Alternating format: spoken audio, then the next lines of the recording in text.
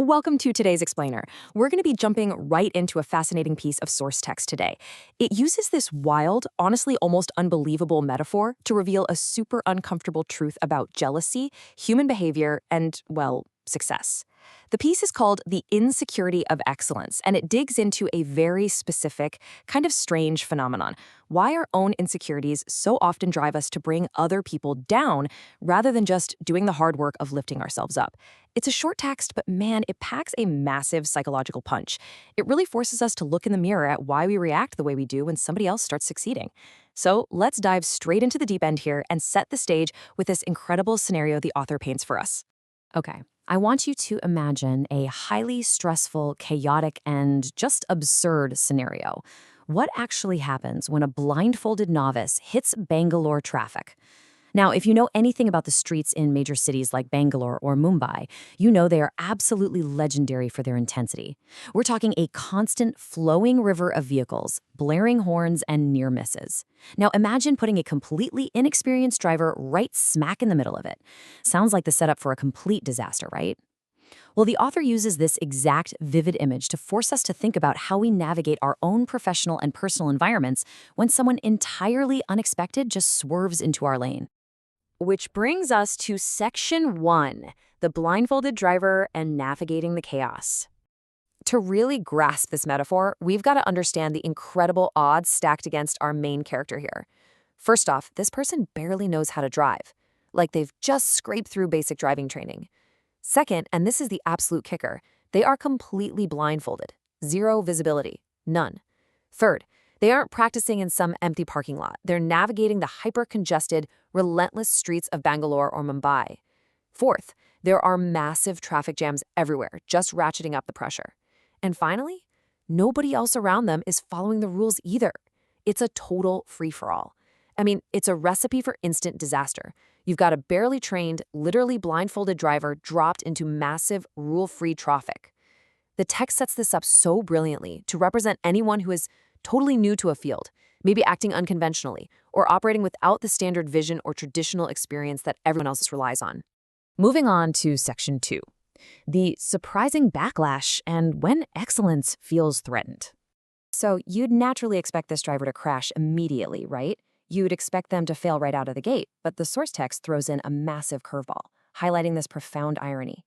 Against all odds, our blindfolded novice is somehow successfully driving through these intense traffic situations. They're tapping into their own unique skills, maybe heightened senses, or honestly maybe just sheer luck to survive the chaos. But then look at the highly experienced, standard-following drivers surrounding them. Instead of just letting the novice be or, getting out of their way, the novice's unexpected survival actually becomes a huge problem for these so-called excellent drivers. They witness this unconventional success, and suddenly they feel completely threatened. Their years of excellence are supposed to guarantee them a smooth ride and a sense of superiority, but here comes a blindfolded amateur making it work, totally flipping their sense of order and hierarchy upside down.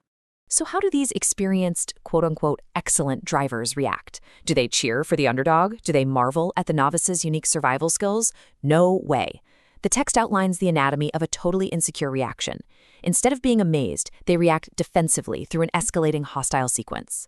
Step 1 is ridicule. They mock the novice to delegitimize what they're doing. If that doesn't work, they escalate to step 2, attack. They actively try to disrupt the newcomer. And the ultimate goal is step 3, to completely bring down that person who is succeeding. These experienced drivers are using their precious energy not to navigate the traffic better themselves or to get to their own destination faster, but to actively sabotage the newcomer. It's a classic textbook defense mechanism triggered entirely by their own internal insecurity. Let's dive into section 3, raising our standards and the core psychological twist. Now, this is where the author strips away the metaphor and speaks directly to how we actually operate in our workplaces, our creative fields, and just our daily lives. Whenever we see someone succeeding in an unconventional way or achieving things we thought only the standard experts could do, we face a really stark choice. We can lean into the easy reaction. As the text points out, it's always easier to insult and demean others. It's easier to just be scared of someone else's efforts. Think about it. It takes absolutely zero productive energy to point a finger, mock someone, or try to trip them up. But then we have the meaningful reaction. And this requires a much harder inward look. It requires raising our own standards. It requires focusing intensely on improving our own work ethics. The author is really challenging us to recognize that when we feel that toxic urge to tear someone down, it's almost always a giant red flag that we're avoiding the difficult work of leveling up our own game. The author absolutely nails the underlying psychology here with this quote. It is easier to be scared of someone else's efforts instead of focusing on improving our work ethics. It's a quiet but honestly piercing reminder that tearing others down is ultimately just a lazy substitute for putting in our own work. When those experienced drivers in our Bangalore traffic metaphor attacked the blindfolded novice, they were basically confessing their own profound fear. They were admitting, through their actions, that their excellence felt super fragile. They were terrified that if someone could do it blindfolded, well, maybe their own years of traditional experience weren't quite as special as they desperately needed to believe. As we wrap up this explainer, I really want you to take a second and reflect on this final question. Are you raising your own standards, or are you just trying to blindfold the driver next to you? The next time a novice speeds past you in your own life, whether that's a new colleague at work, a competitor with a wild new idea, or literally just someone doing things differently than the accepted norm, pay really close attention to your first reaction. Are you feeling that insecurity of excellence? Instead of ridiculing them or trying to run them off the road, let their unconventional success be the catalyst that forces you to grip your own steering wheel a little tighter, improve your own work ethic, and raise your own standards.